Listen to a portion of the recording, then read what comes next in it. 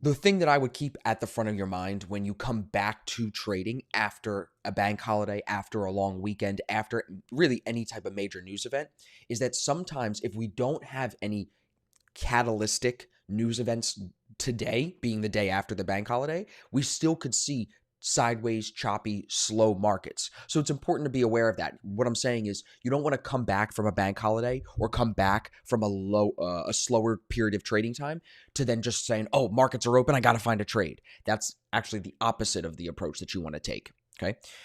Someone said, what's a good news source I would recommend? Forex Factory is the news source that I'm always checking, and that's how I know that today there's no major news events during our trading session. I would also use like investing.com, Bloomberg, things like that. You know what I'm saying? But Forex Factory has always been a really solid resource for me to stay up to date on the Forex side of the news, specifically the Forex side of the news. So like I said, coming back after the bank holiday, we're going to try to find clean trend today. We're going to try to find some market sentiment that can give us a direction. We're going to try to line that up with EMAs and find a clean bias. But it's been very tough. Euro USD is on my watch list today. Before we go through all the pairs here, showing you what happens after you come back from a bank holiday, I'm going to go through the 3 pairs that I have flagged here on the right side. A lot of you guys ask me all the time, which currency pair should I be focused on the most? Take a look right here. Every day I have the same pairs right above my head. This is the watch list that I'm using. These are the pairs that I would focus on if I was you. These are what I'm trading. So first, Euro USD. Friday, you can see NFP kind of shook things up. Since NFP, we've actually moved lower. To start the week yesterday, Euro USD moved lower, out of the Asian session into the London session, and then basically sat sideways through the New York session, which is expected because this is a US dollar pair and all the US banks were closed yesterday. Today, we're seeing this continue to move a little bit lower, trying to test Monday's low. The reason why this was on my watch list today is because I'm watching the structure from Friday continue to create lower highs. If I draw this, you'll see here's your high on Friday from NFP. Here's the lower high, the next lower high. That was tested here, and now we're continuing to make lower highs here. So I think that this can definitely continue lower, and that bias might be fed into tomorrow and into the rest of the week. So that's what we're looking at on Euro USD. Not necessarily for trades right now. This is a lot of sideways movement, a lot of chop here. Market sentiment is also indecisive. So nothing to do with this right now, but we're trying to see, not see ahead, but be ready if it does want to present an entry tomorrow or later today. Your cam is in front of the price. Yeah, some of my head is blocking the price, but you'll be all right. You can see it. It's right there above my head in black. Euro JPY. This one has been on the watch list all morning. We do have an entry signal in play. So we have a little divergence set up on the 1 minute here that's set up this, really, it is a 5 candle formation. Now, in the course, a lot of you guys are going to say, Austin, we don't talk about 5 candle formations that much. We only talk about 3 candle formations and 2 candle formations and shift candles like this one. With these candle formations, it's important to keep in mind that you're not just trading some pattern. It's more about what price is doing that creates that pattern. And what we're seeing here is price pull back in overall trend. In this pullback to the 50 EMA, which is this blue line here, if we open up the 1 minute, you'll see there's bullish divergence. See it marked off with these white lines? I'll sync this up to the 15-minute side. You can see that bullish divergence is right here. It's present. That bullish divergence typically could set you up for a D1 entry. This ends up breaking the 1 minute 50 right here and rising, not giving it a solid retest where it comes back down through and then comes up through it again until it broke down through the 50 here and pulled the market sentiment into the sell zone on the 1 minute. What we'd like to see, what we talk about in the D1 course, in the advanced course, is if this can come back through the 50 EMA here with that market sentiment, yellow line on the TDI still in the buy zone, that's where we would look for an entry. But once the market sentiment dropped into the sell zone here, even though it comes back up through the 50, that's not what my back testing tells me is a safe place to take the position. So that's why I didn't enter on the 1 minute here. You didn't get a retest quickly in here. As you can see, it breaks the 50 and just runs away from you, pulling that market sentiment into the buy zone, which you would think would be good. So then that could feed some of you into taking this as a 4 or 5 candle formation here off the 21 EMA, because really what you're looking at is the right leg comes off the 21 EMA, which gives you your entry point. Your stop loss could go at the bottom of the structure if you were looking at it as a whole candle formation, and that stop loss has still been held. But the reason I didn't take this as an entry either is because if you read risk reward to the ADR level, which is this green line, it's only 1.8 R today. So it's not 2 R, which I normally need at least 2 R. And also the right side here, the right leg of this formation, as you can see, is actually not stronger than the consolidation start here at the top of that left leg. To have a really good candle formation, this one looks better. It's not off the 21, but this one looks better. You see how that right leg is higher than the start of the consolidation here of this 3 candle formation? You'd like to see the right leg here close for a new high of day. That would have been a good indication that this was going to continue to break out. So the fact that it doesn't have a strong right leg, the fact that the risk reward is not that great when if you're trading to ADR, and if you were to use a tighter stop loss, you would have gotten stopped out already because, again, after that type of an extension, you should expect some type of a pullback. The pullback, however, like I said on the 1 minute, has pulled the market sentiment into the sell zone, which is telling us that there is no more room right now for this to move higher.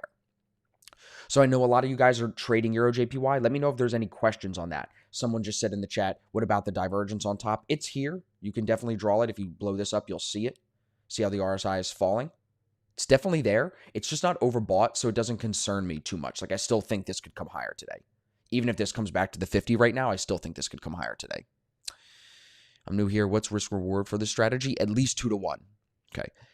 Gerber said, that was my next question. I was going to ask if you want the right leg higher. That's really it. This right leg is what we would consider a weak right leg. And you know that, Gerber, because I know you've watched the courses. And we'll talk about that at the Tampa seminar next week too. But this is a very weak candle formation. And also, just being honest, like, this is not one of those candle formations that we see often. I like 2 candle formations. I like 3 candle formations. So for me, this is the kind of candle formation that's just a stretch. You know, you're really stretching it here. I'm stuck in EJ's sell from yesterday at 130.3. Oh, you're selling it way down here, bro. You're way negative. I would have been way out of that trade. This thing is so bullish here. Look at the market sentiment line. I would say that this probably comes higher today. That's why I marked this up, because the way that I will put this into my back testing, I won't even draw the divergence because it just doesn't concern me, because this is very flat on the TDI. I would look at this as a whole formation with the stop at the 50 and seeing if you could trade it up to ADR. Until the 8 breaks down through the 21, that would be what I think is going to happen. If you try to say this is coming lower, you're just forecasting right now, because everything here still is bullish. Looks like a D1 on Euro NZD. We'll get to Euro NZD. Some examples of beginner trading system. Yep. So the high of day on EJ shouldn't be too affected by the divergence if it's not overbought or oversold. It still should be taken into account, Tariq. It's good that you're seeing it, but no. For me, if it's not overbought or oversold, I don't do anything with it, really. Any other questions on Euro JPY? I know this was like the hot topic this morning. Someone said EJ D2 idea knocks it still in the Asian Kyoto. That's funny. Yeah, Vince, I wouldn't be looking at this as a D2 to come short because it's still above the 50 EMA. You can't have a D2 on the 15-minute until it's breaking down through the 50 EMA. Okay? Good. Everybody's good on Euro JPY. Let's just quickly go over to GBP NZD. I know James was looking at this when I woke up this morning. He was looking for longs here. He got stopped out. So he was looking for longs in here as he was trying to get this to come higher. It ends up shifting down. I think this is where he got stopped out. Notice how it holds that downshift, makes the lower high, and then it tanks. See the lower high right here from here? See how it's continuing to make lower highs? That's why when we're looking for a trend, we just want to use higher lows or lower highs. Like, you want to use that consistent price structure. So once this comes down here and makes a new lower low, that's where I would say to him, any long idea in here is not worth it. Just like we've seen many, many times before. Euro NZD, sorry. Yeah, all right, so good. So that's GBP NZD. Now we'll look at Euro NZD. So Euro NZD, very, very bullish here. Market sentiment is looking like it wants to move higher today. Now that it's pulled back to the 50 EMA, this is where we want to come in onto the 1 minute and look for D1 entries. So you can see RSI is rising here on the 1 minute. Price action is falling. Let's just zoom back and make sure that's the RSI low. Yep. So now if we sync this divergence up, this is how we identify D1 entries, everybody. So if you're not in ASFX, this is one of our advanced signals. We trade the A1, the D1, and the D2. So here, this is the D1 entry. What I don't like about this, Paul, and for everybody else that's looking at this, here on Euro NZD, you're trading long right now while the 8 EMA is still under the 21. So use this divergence, but let's see if we get a shift candle first.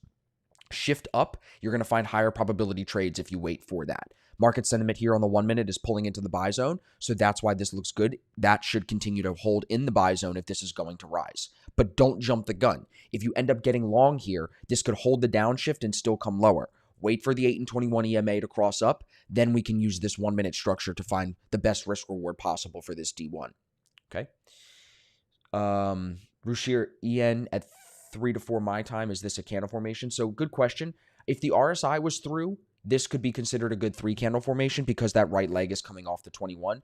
I don't know if the RSI was through the trend line here. See how that trend line is falling, the red trend line? I'm not sure if it was through, but if it was, of course, that's a good 3-candle formation. It just doesn't move very much. This is overbought today, but that's not too much of a concern. Let's see what this next candle can do in 12 minutes. This might be something that presents a decent setup here for us. Let me send a picture of this to the group chat really quick. So what I do is I'll take the picture like this, show everybody here, go to our coaches chat. Oop. Delete this.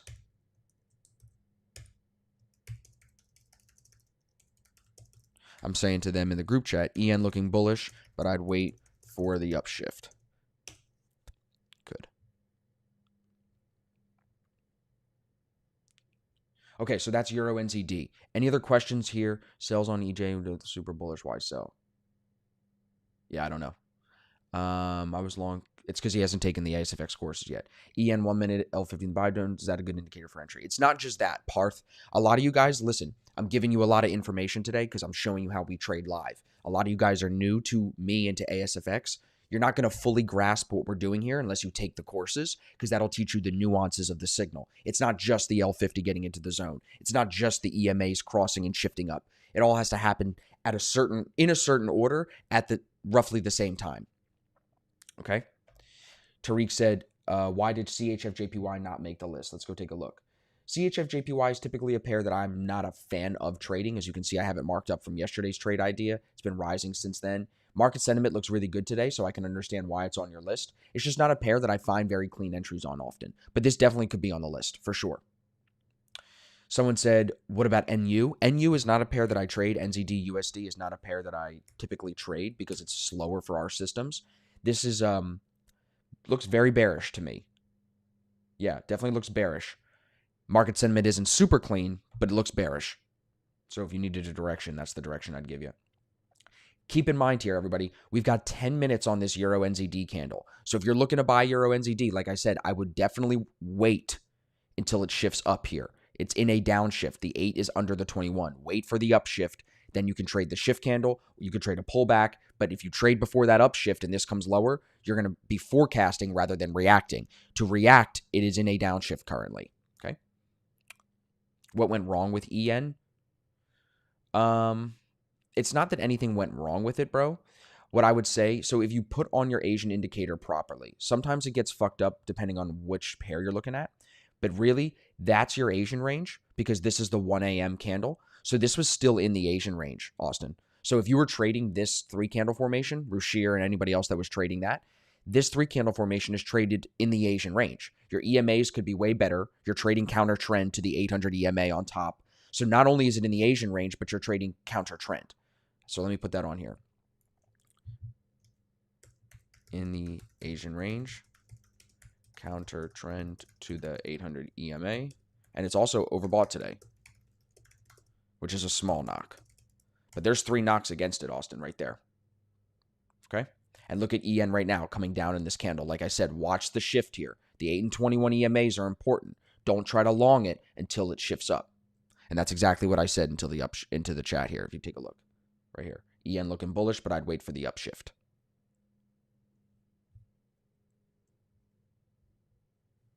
Okay? There's Euro NZD. There's GBP NZD. There's Euro Jpy. Kareem said, look at Eurocad. Let's take a look at Eurocad. Yeah, I saw it this morning. Full ADR now. Just an unbelievable rip here. Super powerful. But you know me, Kareem. There's nothing I'm going to do with this. It's off the ADMA. It's already maxed out ADR. It's pretty overbought today. Same thing on Euro AUD. Look at that, maxing out its average daily range very early today and still going through that. Patrick said, would you be looking for the upshift on the 15-minute and a retest of the 50 on the 1 minute? Yes, that's, in my opinion, the best way to trade something like Euro NZD. Let it shift up, see if you can get a pullback. But on top of that, you're looking now, so let's put some notes on this, right? Let's go here. Divergence. Nope. Divergence on the 1 minute sets up the D1, but it's in a downshift here on the 15-minute. So wait for the upshift and either trade the A1 shift candle or trade a 1 minute pullback if the 1 minute L50 holds the buy zone. And again, some of you guys probably don't know what any of these terms are, like what any of the terms mean. If you're new to ASFX, I'm sorry, but that's what we teach in the courses. So that's what you can learn if you decide to join the team. Just so everybody knows, little drum roll here, the crash course is coming out on Thursday. So if you're new to ASFX and maybe you don't want to jump in with the full courses yet, the crash course is going to be cheap, super affordable, super valuable, super jam-packed with information. And that's coming out on Thursday, kind of like as a prelude into the courses themselves, where we teach you the proprietary entry and exit systems. So stay tuned for that, everybody. Crash course is coming on Thursday. Bro, what's your psychology during a losing trade? Because I got fucked off. Well, we could talk about that in a second.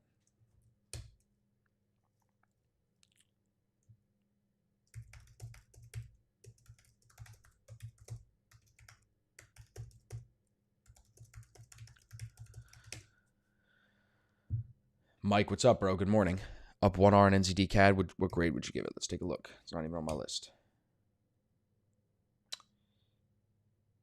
Mike, you're just a savage, bro. Mike is a great trader. I don't know where you would have entered here, maybe right here, but the market sentiment line is in the sell zone all day, so I don't know how you would have made money on this. So you'd have to send me the markup for me to be able to tell you. On which time frame do we trade? All of the ASFX entries are either done on the 15-minute, 15-minute and 1 minute, or the 1 hour or the 4 hour. Just depends if you're swing trading or day trading.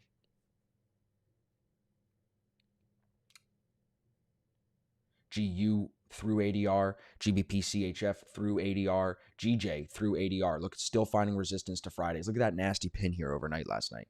Still trying to get up to that 152.30 level, and then boom, 151.60 now. Way away from it. Got in at the 6:30 candle close on NZD CAD. Let's throw that up real quick. 6:30.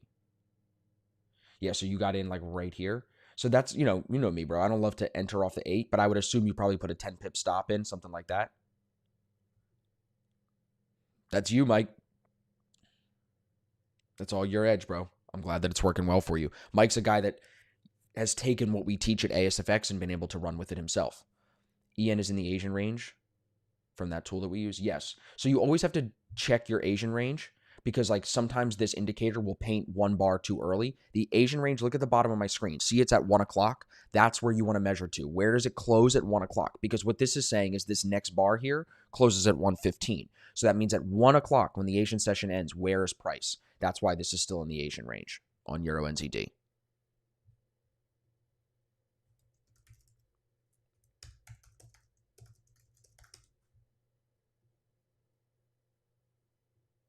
Being dead inside before you ever start trading helps with recovering mentally from being dead inside.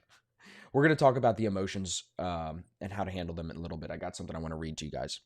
What do you think about Euro Jpy? Bro, can you do analysis on GN, please? I have a position on it. You guys are crazy, man. You guys have positions without even knowing what you're doing. Or you shouldn't have any trade on if you need to ask somebody else for analysis. Like, you just don't have a system then. His name is Anas. You definitely need a system, bro. I can give you some analysis on GBP NZD, but I don't think it's going to be what you want, because this is looking bullish, but it's falling. So to me, this is catching GBP momentum. It's now taken out Friday's low. It's probably heading lower. Euro JPY, I do think this is going to continue higher. You can see it holding the 21 here. Move some mud from my friend's house. Sounds good, Tim. See you next week too, brother. I feel like my emotions last week of the challenge are screwing me up. Yeah, I mean, you set that goal for yourself, Austin, to like get to a certain point with the trading, and if you don't reach it, you get frustrated. So you have to balance that out. That's what we're going to talk about once we're done going through this stuff. What about GJ? GJ already maxed out average daily range, so I wouldn't do anything with that. His name is Anus. Haters on this anus.